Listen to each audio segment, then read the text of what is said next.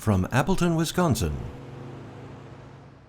this is the Anderson Pens Podcast.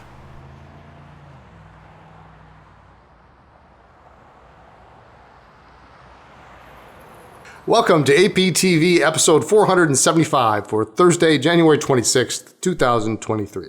This week we have banter, news, updates, something new from Esterbrook, two favorites from Esterbrook, a contest winner, a new contest, plus some vintage pens that are coming soon. Hey, Steph. Hey, Brian. Did you know nothing starts with an N and ends with a G? I do now. All right, so I thought I'd throw that in there because last week you kind of missed it. So I feel like I've had the chance to redeem myself. You have a chance to redeem yourself. So I'll give you a second chance. Did you know I used to have a dog named Minton? Did you know that? I love him already. Yeah, I know, right? It was the cutest thing. Except he had this bad habit. He was always eating my shuttlecocks. Badminton.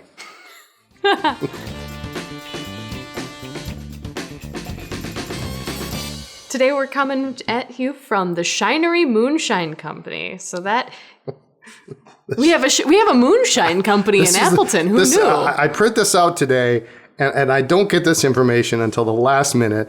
I had no idea we have this kind of establishment in our lovely little city. Yeah. They used to be inside the Fox River Mall, and I only know because I went there once and.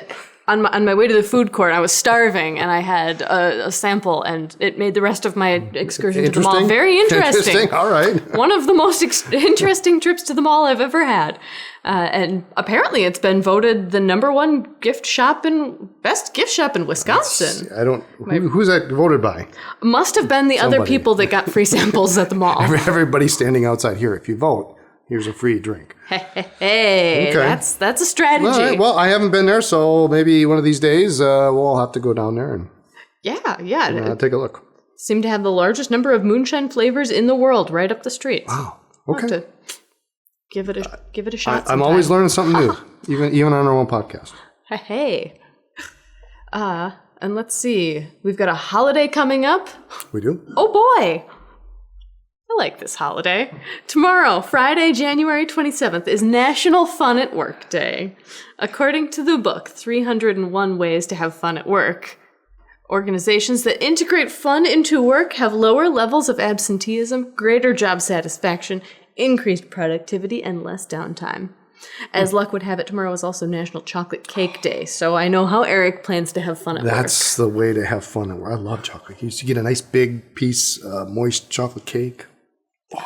Love it. So chocolate cake party on Friday is what you're telling me? Yeah, well, and then, of course, at 5:15, 5:20, then it's beer 30, which... You gotta wash down your cake. You gotta wash down your cake, so... Mm-hmm. Unless, of course, we visit the Moonshinery before that. I think the Moonshinery is after. Oh, yeah. We gotta escalate. So if y'all want to show up at 5:15, we'll start her off. Woohoo! All right, what else we got? That's one way to have fun at work. All right, and... let's see. We've also got InCoWriMo coming up. Oh my goodness, it's almost February already. That's wild. So this coming Wednesday. And that means it is year number 10 of International Correspondence by No. Nope. International Correspondence Writing Month. I just want to add we that. We talked about this last week. No, there's no by. International Correspondence Writing Month. InCoWriMo. InCoWriMo. Oh my goodness. So how else would you have international correspondence? By smoke signals? Ooh. By right. Telegraph? So we're going to write. InCoWriMo challenges you to handwrite and mail or deliver a one-letter card, note, or a postcard every day during the month of February. So it's InCoWriMo.org. Our very own Eric is the, how would you say, organizer, originator, founder. We blame him. Yes. We love hearing from you here at the store as well. So we'll list our address below in case you want to send a letter or you need somebody to send something to. I think there are also addresses on InCoWriMo.org as well. There used to have different things that for a while. Well, when the Queen was alive, there was actually, I think, an address for the Queen. Oh my goodness, that's delightful. It's not too late. The King of England, send him a new pen. Yes, he didn't like the other one. We'll send him a varsity. It's not too late to restock on your favorite inks and papers. But if you're fresh out of fountain pen friendly correspondence sets and need something by February 1st, we do have some. The deadline to place your order is getting close. It might be passed, yeah. But you know, you could still have some for the second half of the month. If you got a couple left over to get you through the first week, we can help you out the rest of the month. Are you going to do it? You're going to do it. I gotta Last get a week bunch ready. You said you didn't. I don't usually plan on it because that's just too much pressure, but I have plans. The first week is always good. You're motivated. You get a couple in. How do snails fight? They slug it out.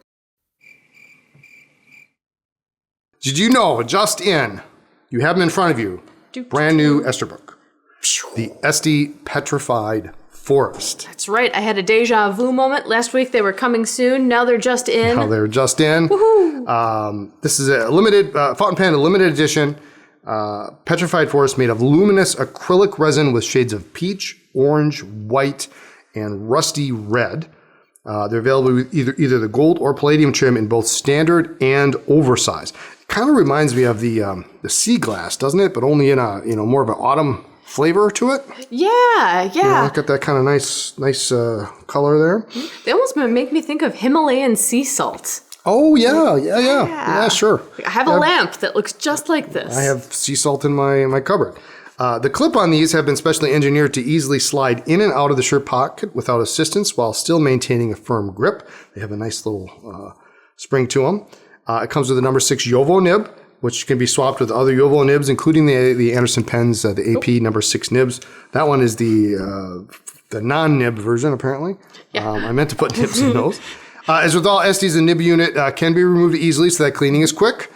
And it also includes that cushion cap closure system, which features a spring-loaded inner cap so that it gives the cap a satisfyingly secure closure, and it also prevents the nib from drying out in between use. I do really love the way that Yeah, it takes a little bit getting used to. Like, oh, well, what's that? Because like one of the first times I did it, if you don't hang on to the cap and you're not aware of it, and you do it just right, the cap can just go. It can spring out and go flying. Doubles as a self-defense mechanism in a pinch. Yes. This pen, of course, does accept the Esterbrook MB adapter, nib adapter, which is sold separately. That allows you to use the Esterbrook Estie with vintage fountain pen nibs. Coolest feature ever. So if you have one of your if you have a favorite nib, you've got a 9284 you love or a 9314 or something, you can screw it in that adapter, and you can still use your vintage nib with a cartridge or a converter, which is pretty cool. Between that and them taking Yovo nibs, you can put any nib in there. You can do a lot. You can do a lot with this pen if you don't like. But let me tell you what kind of nibs they come with. So really, if you can't pick one of these, your options are, you ready for this? Extra fine, fine, medium, broad, 1.1 millimeter stub. We have the journaler, which is kind of like a really crisp italic almost, cursive italic. The scribe, which is an architect, a needlepoint, and an extra fine flex and a fine flex. Wow. So how many is that? 10? 10? 10 nib, different nib options. Really getting fancy. So if you can't find something you like out of there, then we do have 1.5 nib options.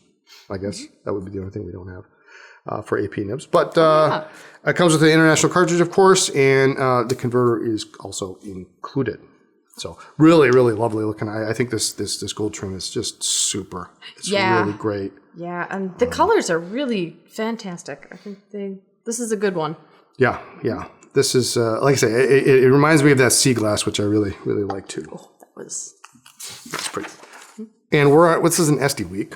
It is just Estie week. So this, the next couple of things that came in here are, they were discontinued. Mm-hmm. How did I get them? I don't know. But this is the Estie Cosmic Wine, which was the 4th in the original Esterbrook Sparkle edition. It followed Tanzanite, which was off the charts, Montana Sapphire, and the Garnet Red, which is beautiful. I don't even think I got to see these in person. You didn't? Like beautiful. The others, yeah, this is limited to the oversize. Mm-hmm. And it's made with a diamond cast. It's put it under the sun, it sparkles, especially today when it's shining. Look at that. It is an elegant representation of long walks in the vineyard and picnics in the summer. I don't know where they got that, but that's what they say. That's when the wine really sparkles. It is a deep burgundy body. And it sparkles against the gold trim, giving a luxurious feel and be a pen you want to use every day. And of course, those same nib options available. And it also comes with a 3-pack of little wine charms. Those are so cute. Put them on your when you have friends over and you put them on your wine glass. Everybody knows which glass is theirs. Oh. So if you need more than 3, then we have more than 1 pen available. There you go. Buy multiple pens and you'll have a full set of wine charms. If you have more than 2 friends, you have to buy 2 pens. You have to buy 2 pens.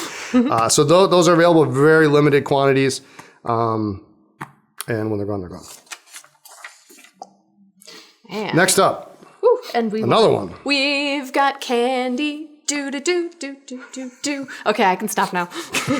I want to see a little insert in the video with Justin just shaking his head right after you did that. I wish we could have that. If only we had our own camera. If only. Why don't you tell me about the candy here? So this is the Esterbrook Estie limited edition color candy that features an extraordinary diamond cast material from the same Mackenzie Penworks with swirls of pink and purple on a background of Yinmin? That's the new blue. Yes. Yeah, the bluest blue. Yeah, the bluest blue. Yep. Yinmin blue? I'm going to go with Yinmin blue, a 2009 discovery that made history for being the first natural blue found in over 2 centuries. Yeah. It is really, that blue's got a real big pop to it. But look at this one. This one's got this gold right here. That's a really nice And it lines swirl. up really perfect with the clip. Just gorgeous. Yeah, I don't think I've seen one with that much gold all in one It's almost like it's settled accidentally, and it turned out really, really, really lovely. Gosh, I love those acrylics when everything is unique. I feel like I would be that person that's like, can I actually see all of them? Well, there's not that many. Yeah, I'm happy to look at them all, but there they are. They're so cool. And that pink is so bright. It is. Same number 6 size Jovo nibs, all the nibs we mentioned before, journal or stub. Needlepoint, some of those nibs are special order. We do try to keep in stock all the time, but they're hard to keep in stock. So it's a good problem to have. So some of those, maybe if you order it, we reserve the pen, but we may have to order the nib for you. Let's see. And that comes in oversized, Oversized just like the only. Cosmic Yep. one. Oversized only. Fabulous. What do you call a toothless bear? A gummy bear. Oh, I'm so excited about this contest. My inner linguist is very pleased. Okay, I'm interested. Last week we asked, do you say envelope or envelope? Envelope or envelope? Envelope? Yeah. I think at a certain point, I think envelope is kind of, it has a little bit of a, yeah. and I want to say snootier pronunciation, but it seems like it should be envelope. Yeah, it's, you pronounce it with your pinky out. If we're writing with fountain pens, we use envelopes. I realized I should have asked everybody what part of the world they come from, so I could put little pins out and map regional trends. And nope, now I'm. I don't know how to pronounce this though. I don't know which one is which. Is that N or on? Oh, that's on. Yeah, Ian is envelope, and Eric spelled it twice. He spelled it differently. Oh yeah, that one was me. That one was Eric. Oh, well, you're to blame. Yeah, I take credit. That's this time. So what did we say anyway? 32% of our respondents claim to be ambidextrous, using envelope or envelope depending on which way the wind is blowing. Okay. I think that's me too. 27 say they use envelope. 41% say they use envelope. Envelope. Yes. Couple comments of note. James Medchemiker says, I actually think I'm going to switch to flat paper package. It's worth the extra syllables to not have to think about it anymore. Can you imagine if we did that with everything that you could pronounce 2 different ways? Ooh, yeah. You just change it. Just change it to a different phrase. Yeah, Flat paper package. I like that. That's good. Good conflict resolution skills there. And Mara Christian says, I wanted to declare envelope, but I live with a bunch of Luddites, and so I mostly say envelope. Otherwise, I am labeled snobby. See? Yeah. She gets it. Because they do not know the word pretentious. Nice. We got made us giggle. Harold Maringer. Hi, Harold. Says, hi, Brian and Steph. I usually say envelope with envelope, a quicker and more sophisticated way of saying letter wrapper. Early in the podcast, you mentioned archival inks. Our favorite Castell fountain pen inks, for example, Cobalt Blue, permanent and or water resistant. Would they be considered archival? Good luck with the choir. Thanks for the fun podcast. Thank you. Faber-Castell fountain pen inks are are labeled as permanent, but I think in practice it doesn't really seem to hold out as well as they think they do. Okay. If that makes sense. Yeah. If you put a little water on there, they're somewhat water resistant, I would say. More water resistant than they could be. Yes, they are. That's correct. So would they be considered archival? I would say no. Maybe the black, carbon black, but all right. Not the rest. Good question. Who's our winner? Our winner this week is Elizabeth Moulton. Woo. She says, I say envelope unless I'm really tired, then I use envelope. Welcome back, Brian. The mermaid pen is pretty sparkly. Okay. Congratulations, Elizabeth. Write to Eric at Anderson Pens, Eric at AndersonPens.com, and he will take care of getting that credit onto your Anderson Pens account. All right. We have some additional comments. Oh, we have additional comments. Mr. Cat. Mr. Cat. Wow. Nice name. I, too, love the Pilot Vanishing Point, says Mr. Cat. I bought my first one from Anderson Pens, and I am totally hooked on that model too now. It's a fantastic pen. I think everybody needs one. That is true. And with one comes great responsibility, and usually 2 or 3 more. That was my first fountain pen with a gold nib. It was my vanishing point. And it's always funny whenever I lose track of it, because it's living up to its name. You lose track of pens like nobody I know. I do. And then I always... You've only lost one. I've only lost one permanently, but I lose my vanishing point like twice a week, and I always find it. Boy, was that a good one that you lost.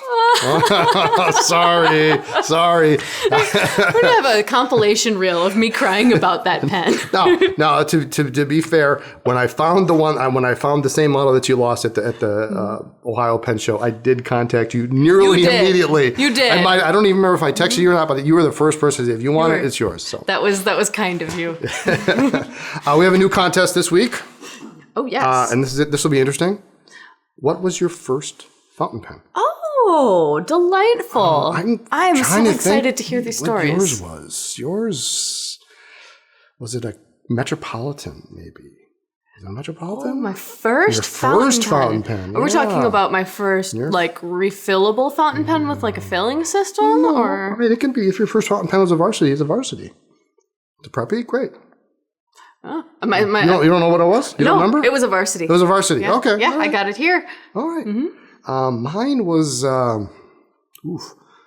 is a vintage Venus autograph in a red and blue striped cellulite.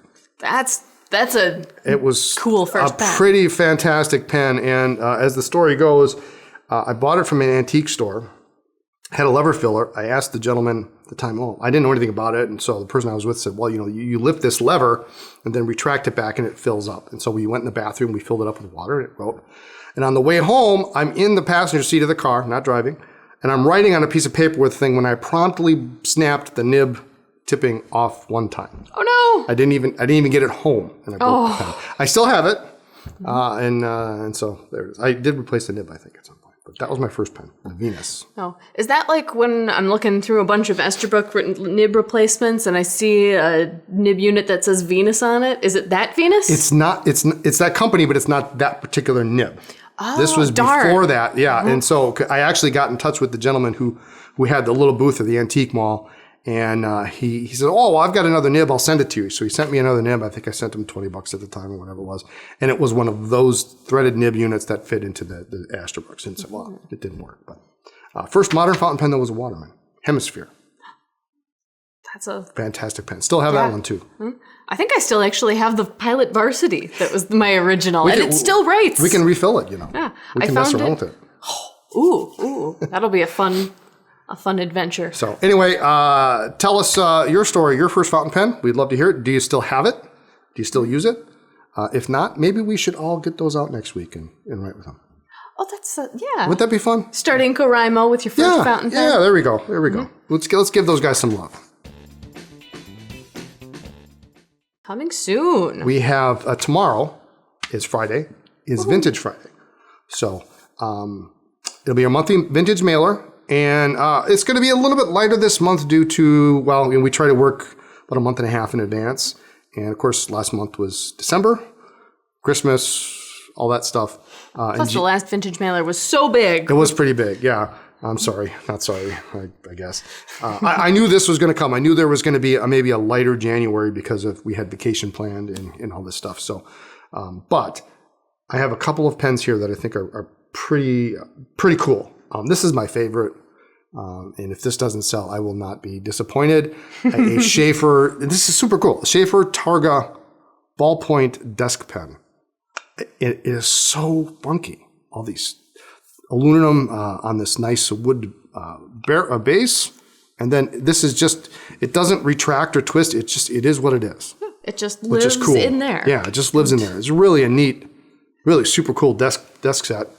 And then while we're on Schaefer, we've got this lovely little set here. It's a fountain pen and a pencil, but it's got it's a lady Schaefer with the conical nib. And this one has the original, I'll include the original push button converter. So these are funky because they just push in just like that and it fills a sack inside the converter. Wow. So not very effective. I'll give you a cartridge too if you buy it. But it's just kind of a neat piece of history. Yeah, with that little. That's cool. And sometimes they work, sometimes they don't. So this one does work. So I've got that. And then another thing, and I've been cleaning out my basement. These have been in there far too long. I have 3 sets. These are 3 little stars on there. These are Waterman CF fountain pen sets. Waterman CF. CF. What do you think CF stands for? You know what CF stands for? Does it stand for cartridge filler? It sure does. Yes. But the CF is really one of the coolest Watermans in this time period. Very modern. It has these big gold stripes down the section, kind of an integrated nib look. The one thing about these pens that a lot of people will shy away from is the fact that it used a proprietary Waterman cartridge that they don't make today. And same for the converter. So these I actually have spare cartridges that go in them, so you can refill them with the cartridge, but they slide right in there. So they all come with a cartridge that you can use. But they're just such a cool design, gold cap. A couple of them have ballpoints, really weird ballpoints that they don't actually make a refill for, but apparently there is somebody on eBay who is modifying a refill for these. So if that's your jam, go for it. But I've got them in the teal. It's not quite as easy as refilling a cartridge. No, it's not. It's not. This one here, beautiful set in red with full chalk marks. Yeah, new old stock. And it's got those cool little lines on them. That red is so pretty. But never. This one I don't think was ever inked. Again, the cartridge, while it was used, the pen was not. So of course they've all been tested and are good to go. And then last but not least, we have another CF set. This time, this has the call letters on here for I think it's Windsor, Ontario radio station, AM CKLW. And this has a little bit different section on it. It doesn't have those long stripes on the side, but again, just a nice standard Waterman thinner pen and a nice set. So, and all come with boxes.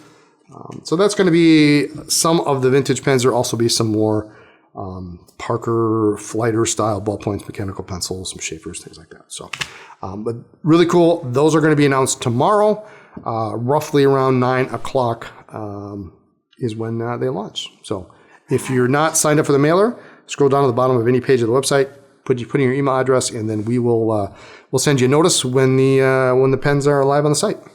Yeah, it's the best way to get vintage. So I think that is it for this week. I think so. You want to start that? Yeah, thank you so much for joining us, guys. Tune in next time for more talk about pens, ink, and paper. And you can check us out on social media as Anderson Pens. Don't forget there is a store in Chicago. That's on the ground floor of the Palmer House Hilton. They are open 7 days a week, and their website is chicago.andersonpens.com. And who are you going to find there? That would be Lisa. Lisa is there. So go say hi to Lisa.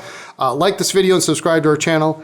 And the pen in the pocket today. You saw it briefly. Do you know what it is? You kind of guessed. I even though I have seen it, I still don't know what it is. It's like a Pro Gear mixed with a 1911. I've called it the Protein 11. Protein.